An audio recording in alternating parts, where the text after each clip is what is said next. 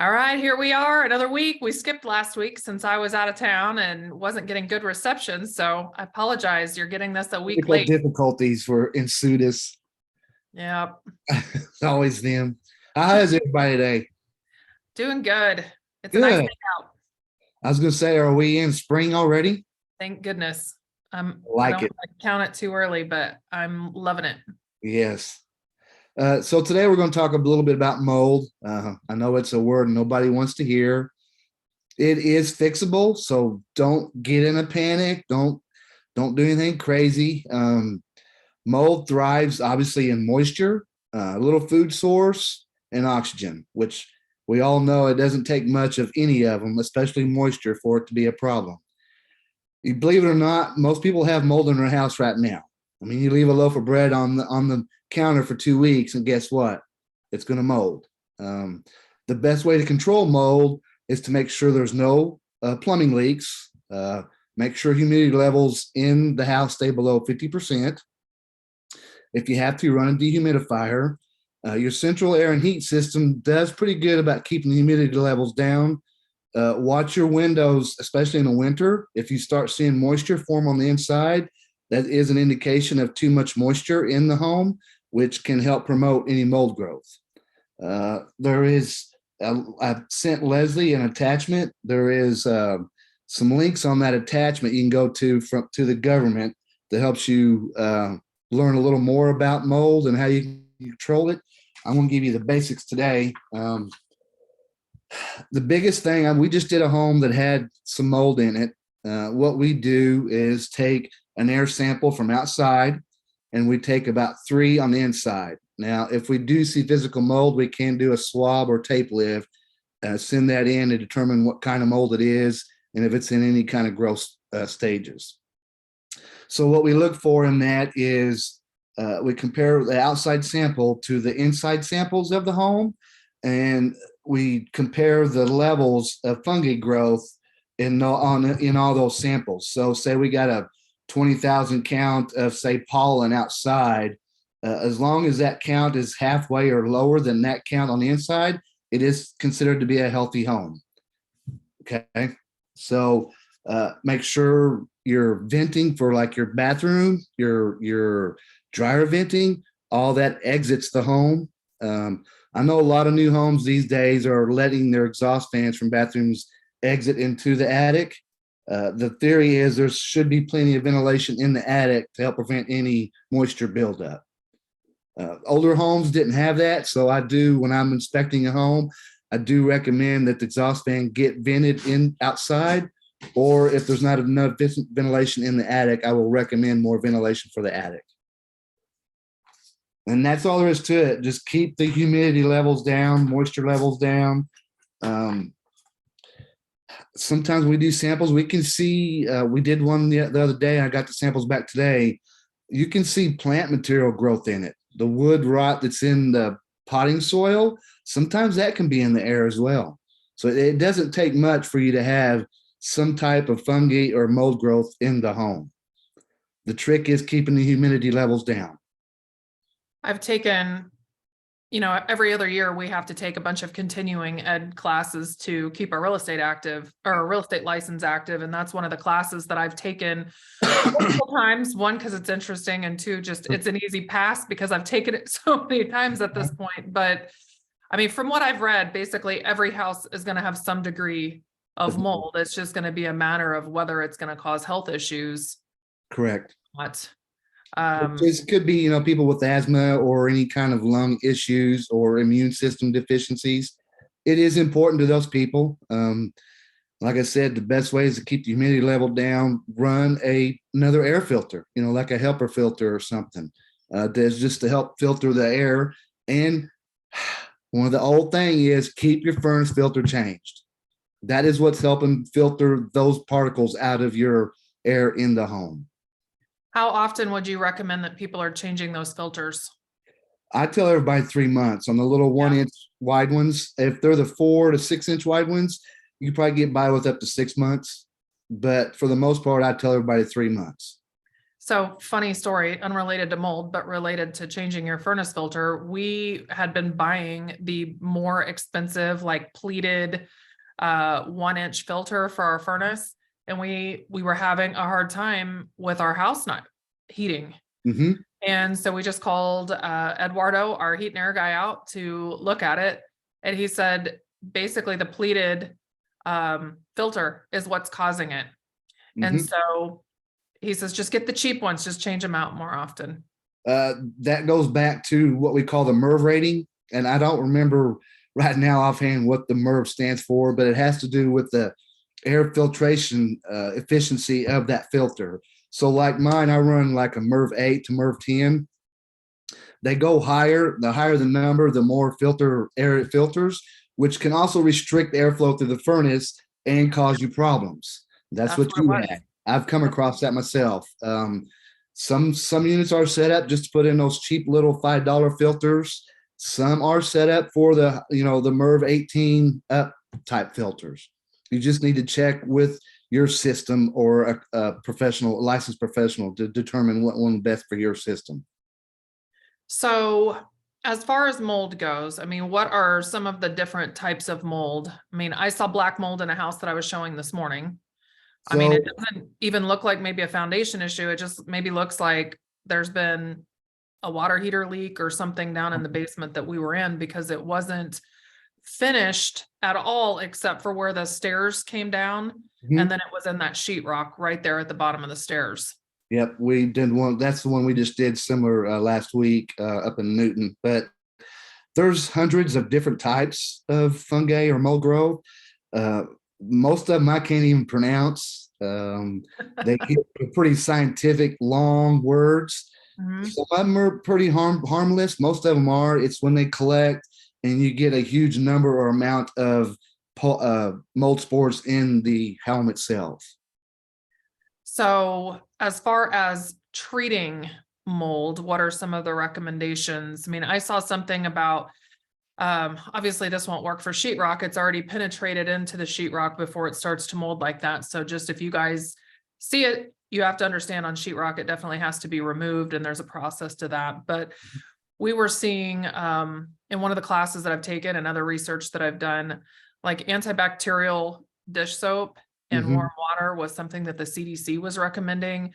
Like if you have it just growing maybe on cement, because I've Mhm. read that it doesn't actually grow on cement, it grows like on the dirt and the things that are on the cement. Yep. So those types of things. But what other types of treatments have you seen or heard of that people have used? Uh, Bleach and water, bleach and soap. If it's a small area, you could probably get by with that. As you said, you never know how deep the mold is embedded into, say, the sheetrock or even carpet. So it's best, like you said, to remove it if it's a small area. Now, if you're somebody that has issues with asthma or something, it's probably best to let somebody else handle that for you. Right.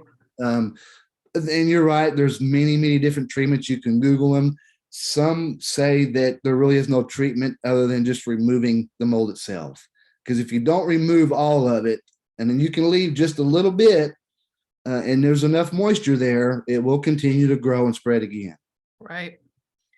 I know that I've had some clients that have had mold in crawl spaces and attics, like what you were talking about earlier. And there was like a dry ice method that they used Okay. to basically freeze it off. I don't know what all the details of that were, but it was pretty interesting to hear that that's what they were using to clean it up. And most likely was caused from lack of ventilation in those areas. I'm wanting to say that the one in the attic definitely was, because like what you were saying earlier, it was an older house and their exhaust fans from their bathrooms were venting Hmm. into the attic. And actually we had Kelly's husband come out and look at it, and we were trying to decide if it would just be cheaper because it was on like all of the roof decking. Hmm. It'd be cheaper just to redeck the whole roof, or if it would be cheaper to actually go in and do the remediation on the existing wood. Yes. Though we were back and forth. I can't remember. It's been maybe 5 or 6 years ago that we ran into that. Yep. And So like I said, the best way to prevent it is to stop any water leaks, uh, control the humidity levels in the home, and positive drainage on the foundation. fire. and make sure your air filtration system on the furnace, possibly a second one, is running and your filters are changed regularly. What do you charge when you go out and do the air testing on people's houses during So their on home inspection? mine, it's $375 as a standalone, and I believe it's $325 with the inspection. Those canisters cost money. They go in and they're highly sensitive, so you will be surprised what it picks up in those samples.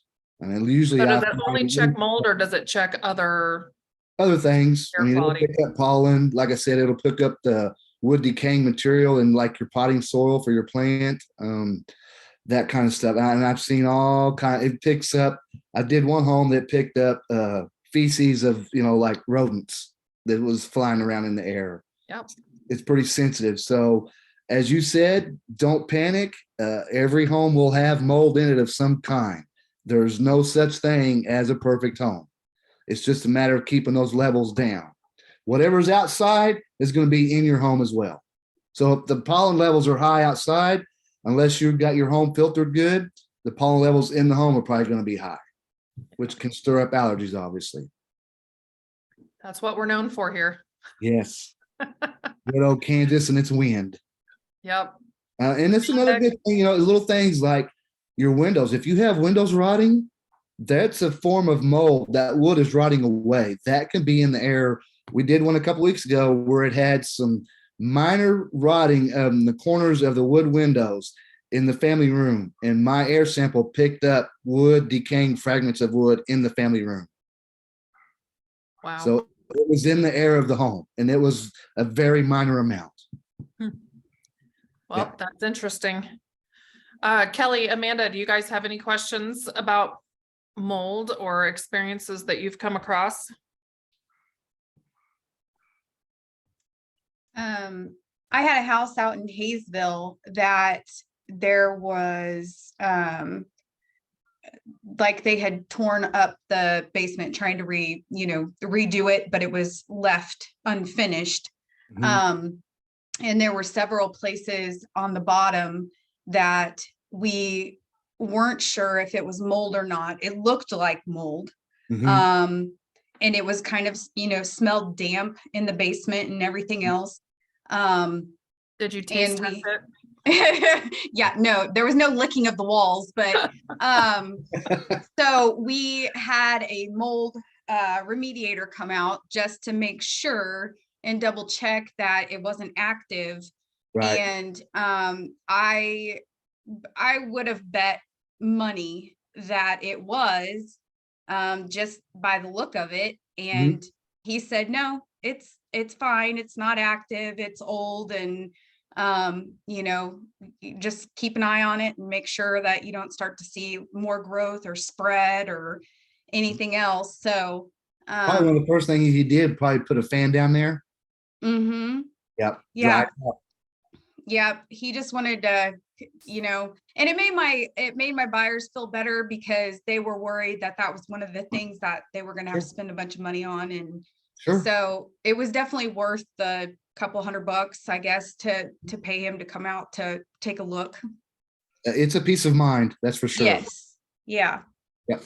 I would say something else that I would highly recommend, to our agents and to our buyers that are watching is if you have had an air quality test done and you are requesting that the sellers remediate the mold that's there, is definitely make sure that either you are having another air quality test done after that remediation, or that was included into the bid from the company that was doing the remediation, so that it was done properly, because that air test is really the only way of knowing if you've taken care of the problem. Levels. Yeah. Sure. So there's no sense in spending a whole bunch of money if you can't back it up with the numbers showing that it's taken care of. Yep. So Amanda, anything from you? No, not necessarily, but it does make me think about that house I just got under contract with, the rotting around the windows there. I know that they're going to be replacing or repairing the windows, and it just makes me wonder if they're, if you said that that's a kind of mold when the wood rots, which makes perfect sense. But now I'm just like, is that gonna pick up mold, and then will they go ahead then and replace that wood? Well, they're gonna have to replace that wood where it's totally missing anyway. I mean, there's nothing there for them to attach that window to in that one corner of the picture that we looked at. Oh, Yeah, that's true. That's true. Yeah. So those are gonna have to be, and is cut this out something and that's gonna be replaced. done right away, or are they gonna postpone it for a year or so? Because honestly, they could run, extra filtrations in the home to help filter the air in the house till it gets done. Well, we have asked that the windows be repaired or replaced. They're gonna come out and take a look at them, and then they're gonna order what they need to order, but there's a possibility they're not gonna be in time, but they're gonna get the work done. Definitely, that's part of our offer and contract. Okay. Yeah. It sounds like you're on the right path then. Just get them replaced, negotiated, and might tell your clients to buy like a HEPA filter and run it for a couple of months, and definitely make sure the furnace filter is changed regularly. Yeah, definitely. And Yeah. one thing that I always do is clean the ductwork, Yes. especially if I'm buying a new house, because it's one thing to have your own dead skin all over the house and dust, but it's something else to have somebody else's. That's just not a huge germaphobe. I've but read that's some other articles on that too, Leslie. Some say it helps, some say it don't. Depends on the article you read. One thing I did find interesting though is when you do get them clean, expect a rise in dirt, dust, possible mold levels for maybe 3 months until you finish filtering that air out of that home through the furnace filter. And they can put like an antimicrobial spray into the ductwork when they're doing that. Yes. So we've done that after we've done mold remediation on our houses before that we've bought to fix up and resell. I've changed my furnace filter every 3 months religiously, and my ductwork has a small amount of dust, but it's not caked like a lot I see. My Yeah. furnace interior, the components inside it are clean, like Good. I've never run it. So regular maintenance pays off. And if you are having the ductwork cleaned, one of the other things that I would advise is hiring a company that has a camera and that can show you that they cleaned your ducts. Yes. Again, kind of goes back to just double checking, no reason to pay for it if it's not something that they've done properly. And something I've also reported on in the past is if you have ductwork laying in the attic or in the crawl space, make sure it's sealed up and attached at the joints properly. Otherwise, you're either shooting air or sucking air down into those areas, which is not getting into the home for one. And two, if you're sucking air, you're just sucking any moisture, possible mold, dirt, dust out of the attic or out of the crawl space back into the house. Agreed. We did that when we bought this one because it needed a bunch of stuff like that way. It's in our crawl space. Yep.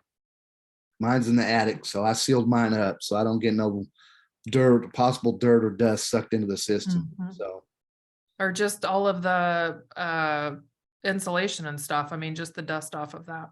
Yep. Yeah, because I have the blown in, so you can just make 1 foot step in that, and you've got dust flying everywhere. Yep. So, All right. Well, if nobody else has any questions, I appreciate you doing this, Jason. And what are we going to learn about next week? Opportunity. Yeah. Do What what? are we learning next week? Do you have it figured out yet? No, I usually wait. I don't like getting too far ahead. I'll forget what subject I've picked, and I'll pick another one. So I'll let you know, though. It may be something on like roof structures.